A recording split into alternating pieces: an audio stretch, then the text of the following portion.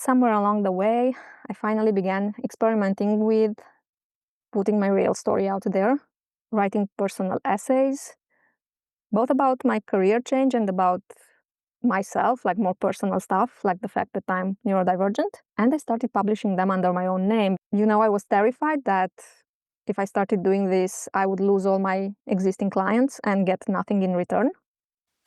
Welcome to Who Cares About My Story, the podcast on how sharing your personal brand story can impact your business. We will explore the perks and also the behind-the-scenes challenges of figuring out what to share. I'm your host, Reme Mancera, a personal brand strategist who loves finding the story connectors that illustrate the benefits of what you offer. And by the way, you don't need a Hollywood style for that. In case you ever wonder, remember, your story is relevant and worth telling.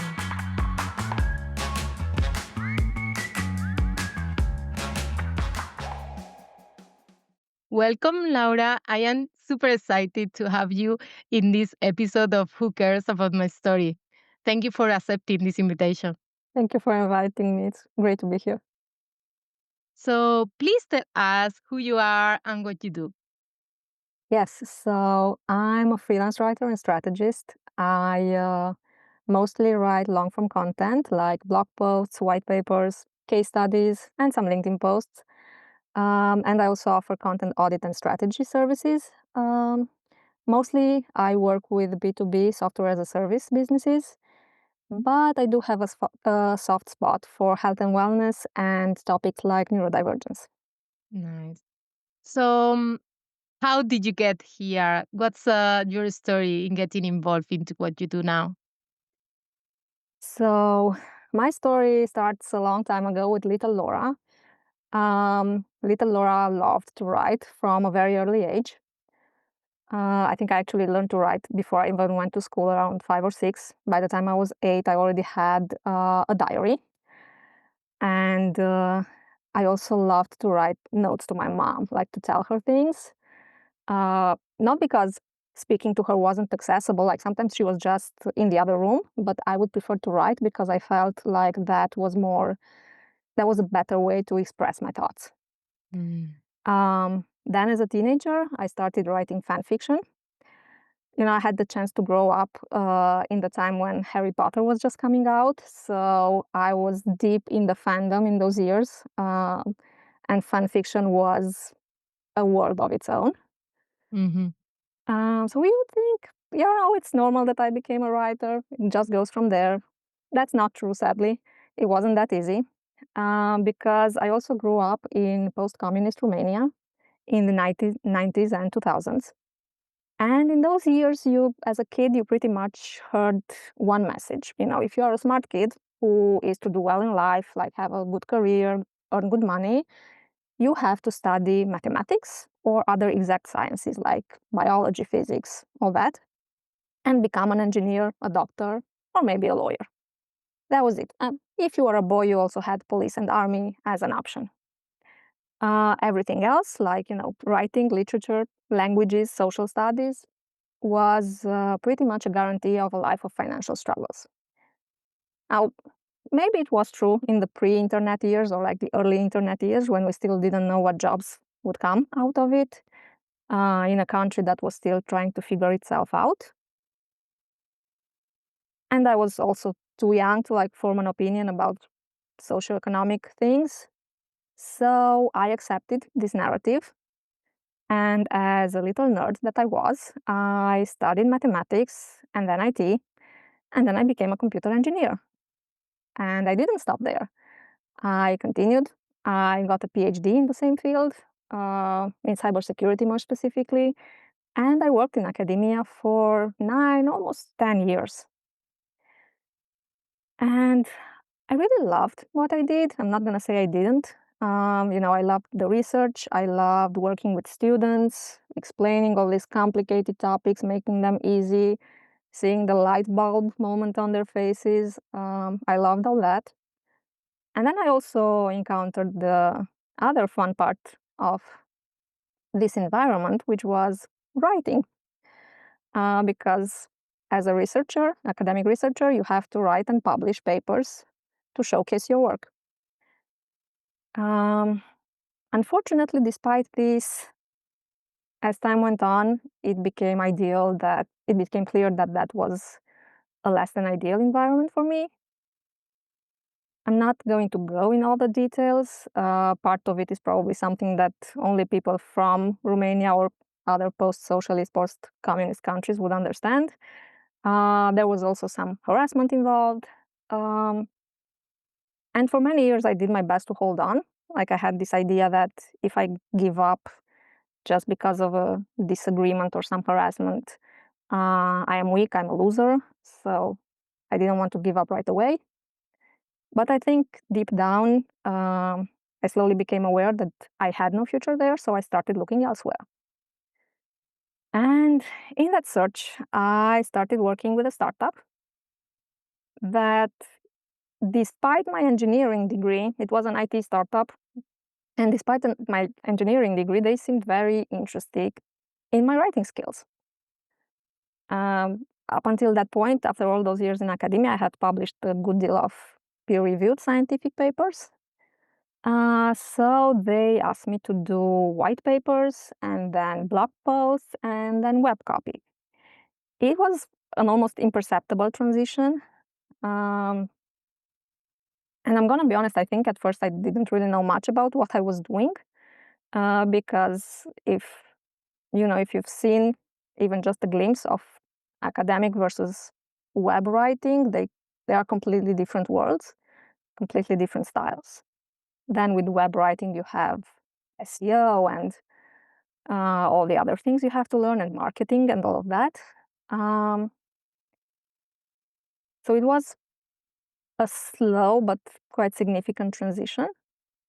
But somehow, within 6 to 12 months, their website, which I had pretty much written from top to bottom, was on Google's first page.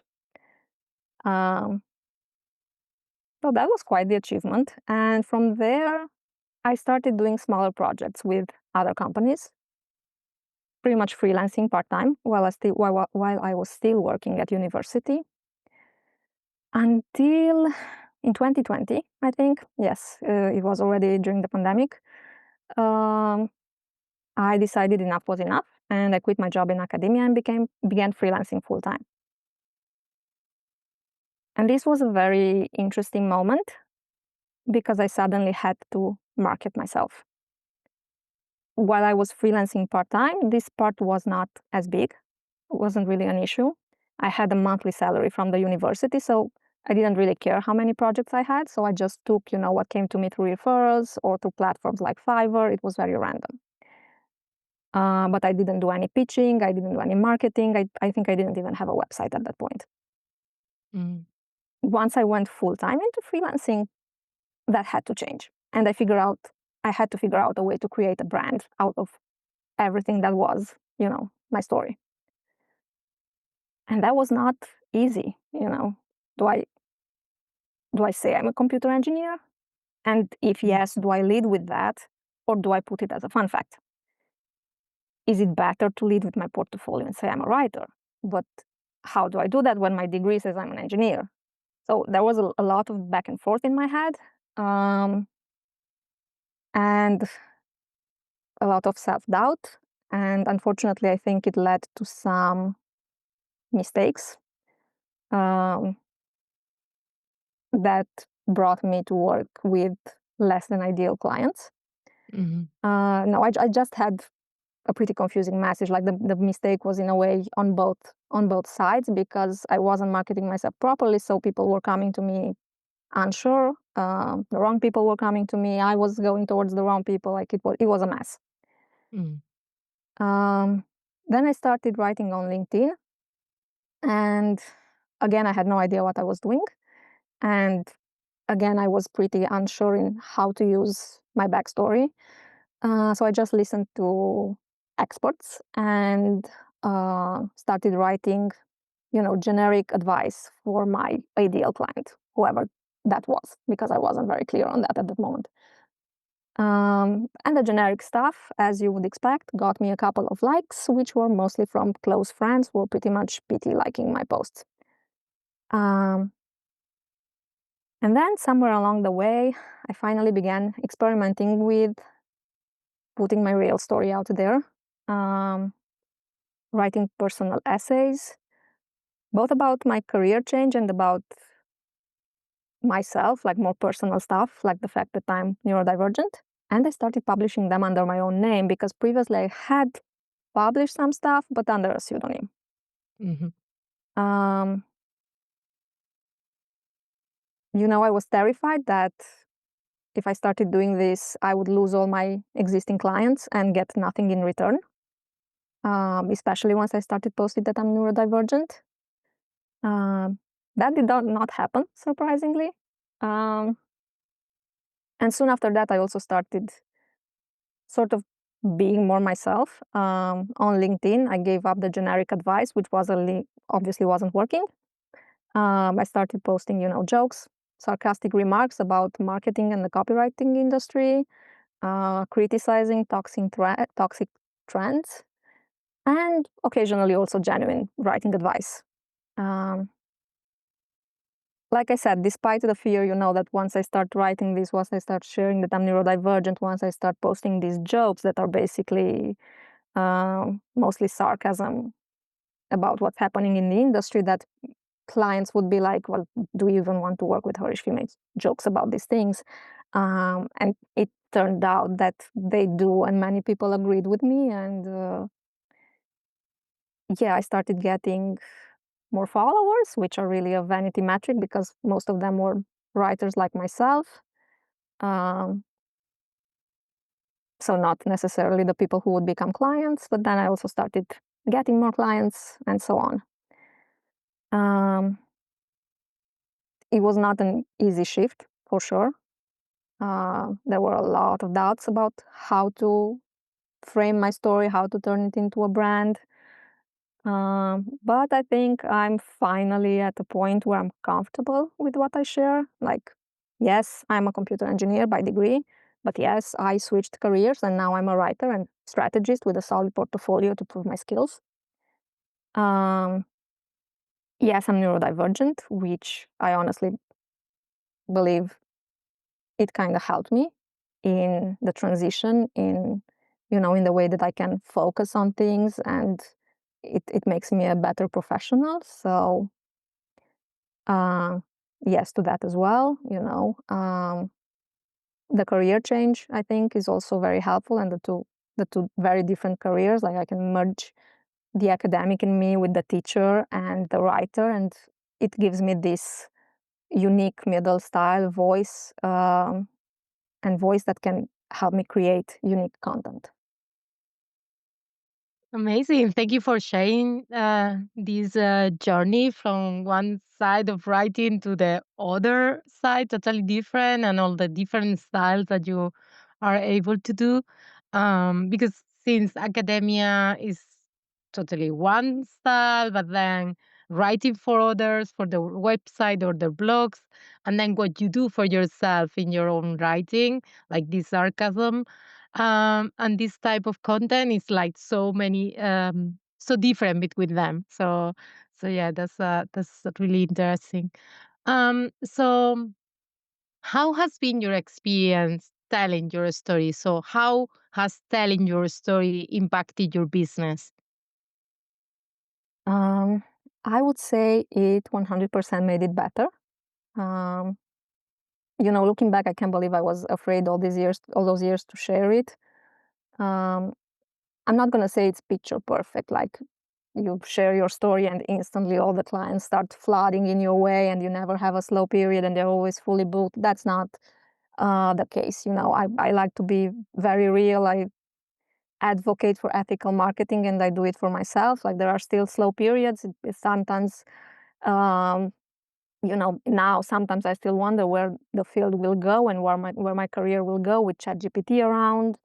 But overall, sharing my story has only made things better. It has made things easier for me to market my offer and pitch new clients. For instance, this year I've started I officially added my audit and strategy service I had actually offered it before, but it was never a service that I marketed. Like I think it simply sort of happened with some acquaintances who had a website that wasn't really pulling its weight, and some past clients, like I was writing for them, and they were like, okay, like let's stop adding more and let's try to look back because something in what we did years ago isn't working. And so I did offer these audits, but I never marketed them uh, because I felt like they kind of don't fit.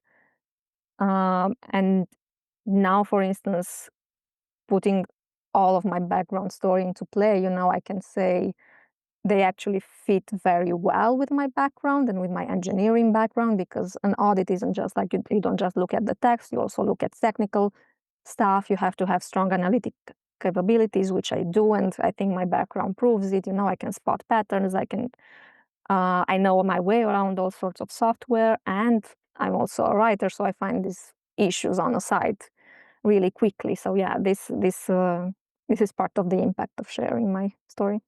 Yeah, yeah, I can imagine how for doing an audit that your analytical thinking and all your different skills that you have naturally and also learned through the years in your different experiences as make a unique combination that is really powerful. And that's something that I always like to highlight to people is like showcase what makes you unique, because there could be more people having a similar academic background or having doing similar services, but the combination is always unique and you bring certain things to the service or the offer that are unique and are valuable for your clients. Even if it's something natural to you, it's still valuable for them. So yeah. So do you remember a specific moment when you realized the impact of sharing your story for your business? Um, that is a good question, and sadly, I think it happened after the fact. I wish I could say I saw it before, but I think I was too caught up in all the doubts and the imposter syndrome before I started sharing to consider how it could help. I was just at a point where I knew, okay, what I'm doing isn't helping, isn't sustainable. It's not getting me the results that I want, so I have to try something else. And so I might as well incorporate, my story and who I am, because why not? So yeah, I did it and it helped. But yeah, unfortunately, I saw its impact and how good it was only after the fact. Mm. Um, do you remember having to face any unexpected challenge by sharing your story? Um, Not too many. I think I had a lot of worries and scenarios in my head when I started sharing about my neurodivergence. Like there are a lot of misconceptions, especially around autism, um, that people who are autistic are not as bright, maybe, um, and not as good to work with. So I had a lot of fear around that people would react negatively, but it actually hasn't happened. I mean, I don't know if there are any potential clients who saw the story and were like, nope, not working with her, not working with someone like that. Maybe they exist. They have never told me. If they exist, I probably dodged a very big red flag, um, because they were probably not very good to work with. One thing that I know, yeah, it has affected, but I don't know if this is so much about making my brand a story, is people believing that I have very high prices because I have a PhD. Um, this is something one person actually told me after I pitched them. He said, your profile portfolio looks great, your style is great, but I don't think I can afford you. Um, which is not true. I'm not the lowest in terms of prices on the market. I mean, I've been around for a few years doing this. But from what I know, I also don't have the highest prices on the market. I'm somewhere in the middle. So yeah, but I do believe there are some people who assume this and just don't even want to try to have the conversation. But yeah, it is what it is. Can't change that. Hmm. Yeah, that's interesting. It's like this having that as part of your background is positioning you in a place, also price wise. So that's interesting. Yeah. And of course, with the messaging, or there's also a way of clarifying that. But it's interesting to have the input that has made an element in considering where you are in your price and range. Um, so when deciding what to share and what not, have you ever worried about sharing too much? Oh, yes. um, Especially when I started sharing the personal essays and writing about the fact that I'm neurodivergent. Like I said, with all the misconceptions around these topics, I was very worried it would have a negative impact on me. Um, I also wondered, is it necessary? Isn't even necessary for me to share it? I mean, it doesn't have anything to do with writing or anything, so why am I even talking about it? Um, but the more I thought about it, the more I realized the answer is yes. I should write about it because it's part of who I am. It's part of what allowed me to be where I am today. And like I said, I think in many ways it makes me a better professional. Um, but yeah, the worry existed, and the worry also existed because at least years ago when I started in the industry, you could find a lot of copywriting courses that told you, forget about the words like I or me, like never talk about yourself. It's never about you. It's always about the clients. It's always about them, never about you. So um, while now I strongly disagree with it, not just in general, also because like something like AI came around. So I think the I in the story, the me in the story, is what can differentiate us from ChatGPT. Um, but yeah, this rhetoric is and was still embedded somewhere in my brain and brings doubts every now and then. For instance, last year I started a Substack, and I originally meant it for personal essays and to share little snippets from a memoir I'm currently writing. I haven't mentioned it so far, but I am writing a memoir right now. Um, and I wanted to use my Substack to share more of that. But I ended up taking a step back. I shared a few personal essays on there, and I ended up taking a step back and creating some more business related posts because I worried it would be too much me, me, me. So yeah, this worry exists, but I think I'm getting more comfortable kicking it to the side. Mm. Yeah, and I can imagine like in other parts of the business, like there is ups and downs, and it's like an evolution. So no, it's not like okay, now I don't have any more concern. I have 100% sure, and it's going to be like that. But it's like a journey where sometimes you are progressing until a point, and then you want to talk about certain things, or your personal um, journey is moving, it's evolving as well. So all of that has make an impact, I believe, in how is our progress, and it's not a linear thing. It's going to be ups and downs also in it. So you know that the name of the podcast is "Who Cares About My Story." So what would you say to someone who will care about their story? Um, Honestly, as cliche as it may sound, I think everyone cares. I think it's what sets us apart. Without your story, you're just another writer, another engineer, designer, podcaster, whatever your work is in. Yes, you have your portfolio and your style, but so do the other thousands of people with the same job title. But your story, on the other hand, that's yours and yours alone. Mm. Yeah, 100% agree, of course.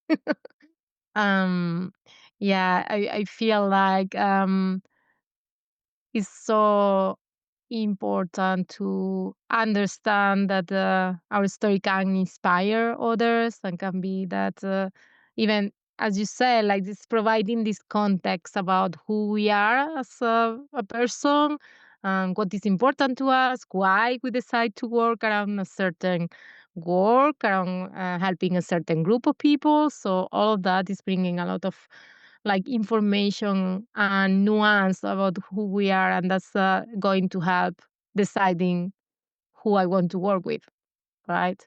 Yes. So some of our listeners, they are in a pivotal moment in their business, and you have mentioned that you have changed careers. So how was for you that process of updating your messaging after changing in your business? And how did you decide what to share? Um,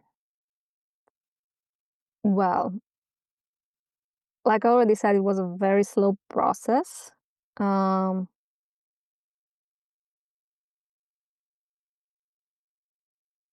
hmm. I honestly, I just kind of let go and allowed myself to like share my thoughts. I think that was the key thing for me. Um, I had seen what didn't work. The generic messages, the everything. I had seen how that doesn't work. Um, so I just started putting, snippets of my story, my jokes, my humor. Um, yeah, um, yeah, that's it. Sorry, I don't have a better answer for this. This No, will it's have to okay. be shortened. Yeah, it's okay. Um, yeah, you just mentioned humor, and this is something I really appreciate every time that I go to your post on LinkedIn and your writing. I like how refreshing it is, your sarcasm and all of that. I am curious to know how how has been your experience using humor in your storytelling? Um, well, the first thing was it was a bit scary. Like I said, it's humor, but it's also sarcasm. It's also slight critique. So there was a bit of a fear of being perceived, as the Karen who's always criticizing things. Um, but I quickly learned that these posts also have a pretty good chance of going viral or close to it, which is the biggest vanity metric out there. And I have gone viral a couple of times, and it didn't necessarily bring me any new clients. So, um, that's not necessarily something I chase after, but I think this might sound a bit cliche, but I think right now we really need a lot more humor. Um, for me, it's something that happened organically going in this direction, and I like sharing something light and fun. Like we have enough generic content online, we have enough educational content. We also have a lot of bad things happening in the world right now, so why not go with some humor? You know,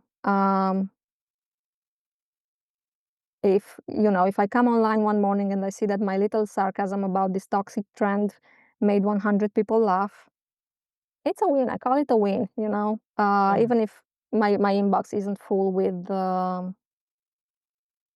inquiries from potential clients, or there's just one in there, it's completely fine. Yeah, I like it. Maybe I also like it for myself. Like I make some light on my own feed in the midst of all this weirdness that's happening right now. Yeah. Yeah. Yeah, and I think also that using that bring that aspect of learning more about you like the real you behind the writing, because if it's a more generic or just more about the technical side of writing or benefits and things like that without that touch, I believe that this can be writing for, as you say, for maybe getting the help of AI, or just something more random that you see and you cannot understand who these belong to, but your humor pose and your realness is something that, yeah, there is a human behind. And also you can, when you have been reading your things, you have your style, so I can see that style going there. And as someone interested in maybe hiring someone, or if I came across someone that looking for something a bit more different, I will have that in my mind, even if I am just interacting with your content in a way that, just for, as you say, starting the day with something like not just that draft um, content or the concerning news and all that. So yeah, I think that's bring a lot of the real element that is really powerful, in my opinion, for a personal brand. Yes, you said it much better than I did. Oh no. So yeah, I would like to know about your process deciding to get help um, in shaping your messaging and deciding what to share. How has been your experience? Um, well, I worked with you, um, which is something I would 100% recommend. You helped me see some things from my story that I always thought were, boring or not worth sharing, and then you helped me realize that they are 100% worth sharing. Maybe it's just about, the messaging, the packaging, but they are 100% worth sharing and not boring. Um, I decided to work with that because I kind of felt like on my own, I'm looking at things with a certain perspective, maybe a certain closed perspective almost, uh, that's filled with all these doubts. And definitely someone else will help you look at things in a different way. Um, so that's one thing. I also had a lot of help from a writing community I'm in. Uh, so this is a quick shout out to my friend Kim Marsh, and she runs this beautiful writing community. And there we do this thing called the monthly salon, which is a monthly meetup where we gather on Zoom. And if we want, there's nothing mandatory. If we want, we can read something we wrote in the previous month or months or whenever. And that was actually where I first started sharing my personal essays with an audience. Um, and their feedback and their reactions helped me, not just become a better writer. That was also obviously a side effect, but especially gain more confidence in sharing my story. Mm, I love. First of all, thank you for the part of the recommending me, and then I love how when you are surrounded by a community, a supportive community of peers, it's so valuable, because it's like you, of course, getting the feedback from audience and from people that you are like maybe your friends and all that has a level and it's good. But then like the feedback from peers is a different has a different aspect, and it's when you are surrounded by a really supportive community, it's really, I don't know, it's really special. And I am really happy that you found her community, and I also know her, and she's like really a lovely business owner and person and community leader. So yeah, really happy to that this a place that is supporting you as well as a writer. So now we are just wrapping up, and I want to ask you a question that I like to do to all my guests. What part of your personal brand story surprises people the most? Hmm. Um, Honestly, I feel like few people told me they were surprised. Maybe they just didn't tell me. I had people say they were impressed at my background. Um, I think some feel surprised that I am neurodivergent, but I think it's something that happens mostly because people have misconceptions about that and about what that means. Um, yeah, I did have a few peers who also commented on all the different styles I write and how I went through them and how they don't feel like there was. I was speaking with this writer, and she specializes in academic writing actually, and she said she just doesn't see herself switching from styles to style the way I do. So yeah, Nice. that would be. Yeah, this is a really unique skill, right? To move from one side to another. So thank you so much. Please, how can people find out more about you, about your work, and also about reading your writings, right? So for services and portfolio, I would say my website is the place to be. For personal story, my Substack, though I will be very honest, at the time of recording this episode, I haven't been very active there, but I'm hoping to change that in the future. And of course, for the random jokes and sarcasm, you can find me on LinkedIn. Amazing. I will make sure that we have all the links in the show notes and near this episode so people can go and find them easily. So thank you so much for Mm, sharing your insight and your perspective on this. I really appreciate you. Thank you so much for having me. This was wonderful. Thanks for tuning in to Who Cares About My Story, the podcast on how sharing your personal brand story can impact your business. If you found this episode valuable, consider subscribing or leaving a review. Your feedback means a lot. Did something resonate with you today? Please share your thoughts on the podcast platform or on your socials. I would love to hear from you and give you a shout out. Just tag me on Instagram at Reme Mancera. I can't wait for you to meet our next guest. Until then, remember, your story is relevant and worth telling.